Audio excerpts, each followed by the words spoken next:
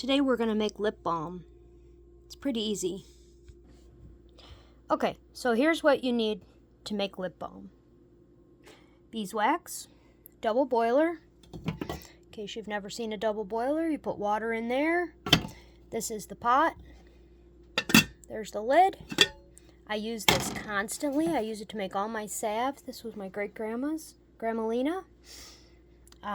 Extra virgin coconut oil and shea butter. Now, this couldn't be any easier. Literally, you need equal parts of beeswax, shea butter, and coconut oil. And then I add some vitamin E and essential oil for fragrance and moisturizing. So there's the vitamin E. I'm going to put roughly a teaspoon in there. And then this one I'm going to flavor with lemongrass and ginger. I think that'll be wonderful. I'll probably end up giving these as gifts. So what you need is you need an equal amount. So this is 4 ounces of beeswax. So I'm just going to do 4 ounces of extra virgin olive oil and 4 ounces of shea butter. I'm going to get this beeswax going because it takes longer. The only thing with a double boiler is you want to make sure that it has plenty of water in it. So that's how much water I put in there. And I just put the water on, get it lit. In case it's been a while since you've been here, we did get a pilot lit propane stove. And then I'll just put whatever I'm melting down in the upper half. Beeswax takes the longest. So now that I know it's 4 ounces, I'm just going to go over here and I am going to get 4 ounces of coconut oil and 4 ounces of shea butter and put those 3 in there until they're liquid. And then once they liquefy and I take it off the heat, then I add the vitamin E and the essential oils. Don't put them in before. So this is what it'll look like. I mean, that's comfrey salve, but let's see. I have a lip balm that I made over here. So you can see that's what it'll look like. Now that one is pink because I used this. This is beetroot powder, and that gives it a nice pink color. You can use crayons, but, you know, I'd like to keep the ingredients a little cleaner, so I'm not going to. So there's the coconut oil. I'm going to put that in there. See, it's a little bit over 4 ounces, but that's okay. So when you're making lip balm, you want it to be solid. And when it's hot out, you don't want it to liquefy. So if you put just a little bit more beeswax in, it's going to be really hard. If you put a little bit more coconut oil in, it'll make it slightly softer. Because the shea butter, I know I haven't got to that yet, but it's very hard. So, and these are the little jars I'm going to use. I'll probably need 3 or 4 more. And then over here, you can see that's starting to liquefy already, which is great. Oh, fogged up the camera, sorry. See, there's steam coming out from around this. It's boiling, but that's just a slow and gentle simmer. So I'm going to put the coconut oil in and then weigh out some shea butter. Okay, so there's the shea butter, what it looks like when I opened up this package. It was inside another package. Shea butter can be a little on the hard side. This wasn't super hard, but I'm really happy with the consistency of it. I'll be able to make a lot of stuff with this. Just trying to figure out the best way. I might melt all this down when I'm done with the lip balm and melt it into a jar. I don't know. Haven't decided. But that's what we got so far over here. So the beeswax is almost completely melted. And coconut oil. Coconut oil has a really high melt point. So coconut oil will melt at 70 degrees. So sometimes on a hot day in your house, if it's 70 degrees in there, it'll actually be liquid. But this cabin is my little workshop cabin, you know, with all my dry herbs and whatnots. So this one's not climate controlled, but you'll see. Okay, now I'm going to put this shea butter in there and get it all liquid, and then I'll be right back. Okay, so I got my jars out. I usually get out more than I need, right? So I got out 7. It's important when you're making stuff that you have like a little recipe so that you can say, did this turn out good? Did it turn out bad? So that you know in the future, right? So my 3 ounces of beeswax, shea butter, and coconut oil, I got it marked down that it makes 5 jars. So vitamin E, essential oils. Here is a few different recipes I've done in the past. Orange chocolate, lavender ginger, and then orange ginger. And you see, I even put down how many drops of essential oils so I know, was it too strong, not strong enough, so that I can, make it better in the future. Like, wow, I really should have added 20 drops because, by the time I go to make it again, I'm not going to remember. Let's see how we're looking in here. Woo, that spoon's hot. Oh, my, I shouldn't have left that in there. Okay, so you see the shea butter is still solid. I'm going to pull this spoon out. Oh, my. Put it in here.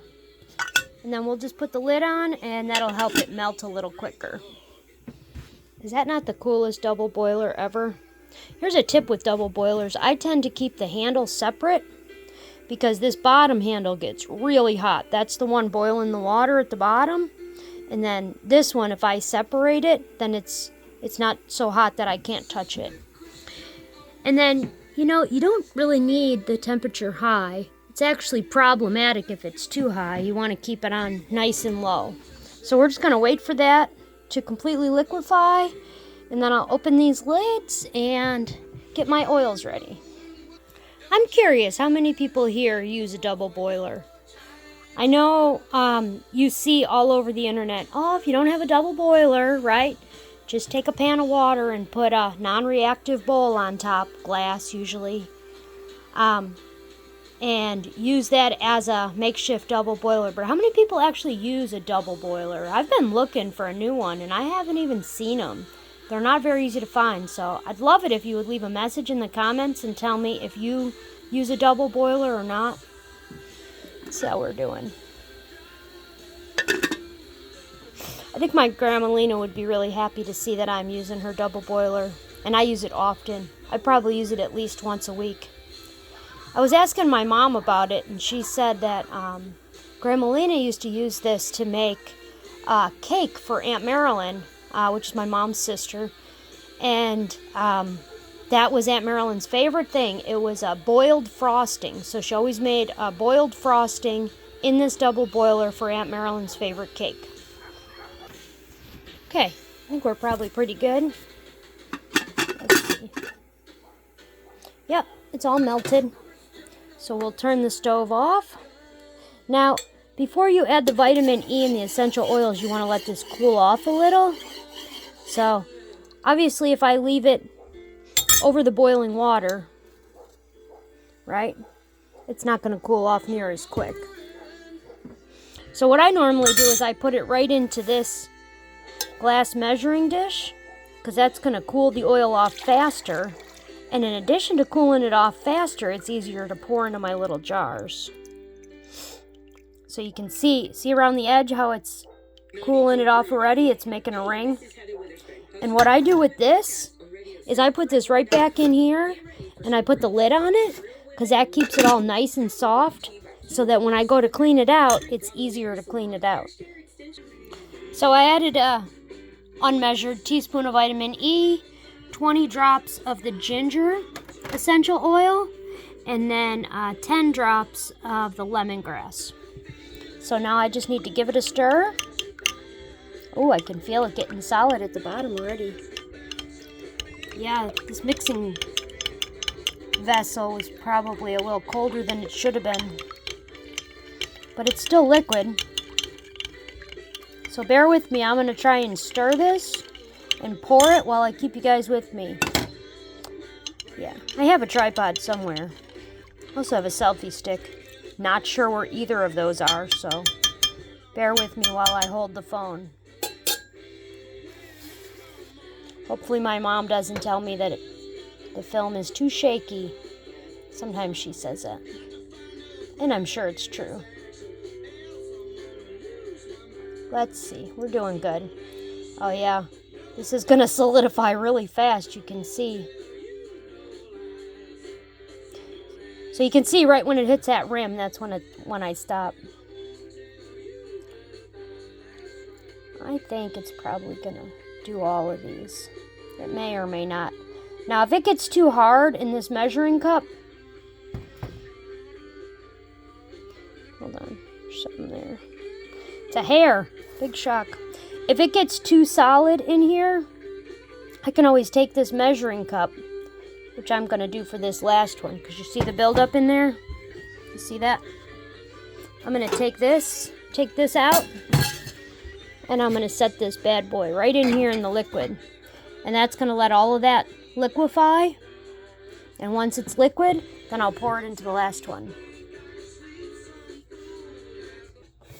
Okay, so that's how you make lip balm. Let me turn this. Oh, you're down here. So, I'm so bad at this. Sorry, guys. There we go.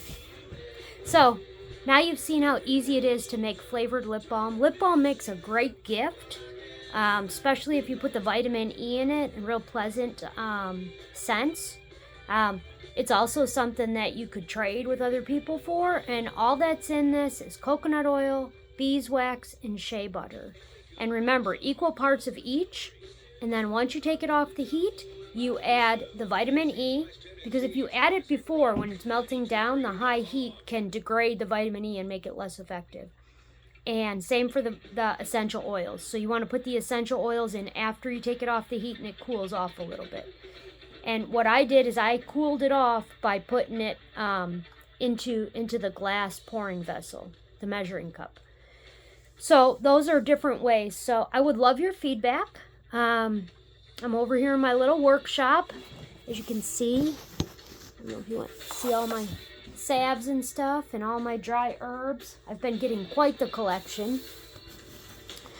So, yeah, Brenda from the Pop-Up Homestead. I am going to try and diligently do more videos, but we are very busy. Today, Sean is fencing in our food forest. We had new neighbors move in next door, and our dogs are going crazy because there's a lot of activity there. We've had our last full frost for this area. It got down to about 23, which is really cold for West Tennessee. So all our beautiful banana trees died, and a lot of my tobacco and tomatoes and all the things that I did still have growing, they did die, which is expected. I did get garlic planted today. I did a video of that. I'll probably post these around the same time. Seeing as I'm wearing the same clothes, you'll be able to tell that I did the videos at the same time. What else has been going on? It's something new every single day. So I think Sean is probably going to be doing a video here in the future about off-grid and generators. We've learned so much in the last 4 years about the type of generator and generator maintenance and how to use generators. In the last 4 years, we have purchased 5. So it's because we made some mistakes, because we're novice at this. And a generator is only a backup. The solar system does most of it. But yeah, so that's something to look forward to. And I would love some feedback from you. Just leave me a comment below this video. If you haven't liked this video, I would love it if you liked the video. Leave me a comment and share it with someone you think it could help. Oh, you know what else? Let's go back over here and see how these are looking. So just know that me putting this in here isn't real time, because I've been pausing it. So let's see. See, I just set it in there, and see, now it's liquid. So let's see if I can get the camera on it and actually make it in at the same time. That's good. So there's still a little bit built up on the side here, but I'll just leave it in here for another minute and see if we get a little bit more melt. All right, my seedy friends. I hope you found this video enjoyable. I hope you learned something, and just know you can put this in any kind of container you want. If you have little jelly jars, if you have old lip balm containers, anything, you can just reuse those to put your lip balm in. Take care.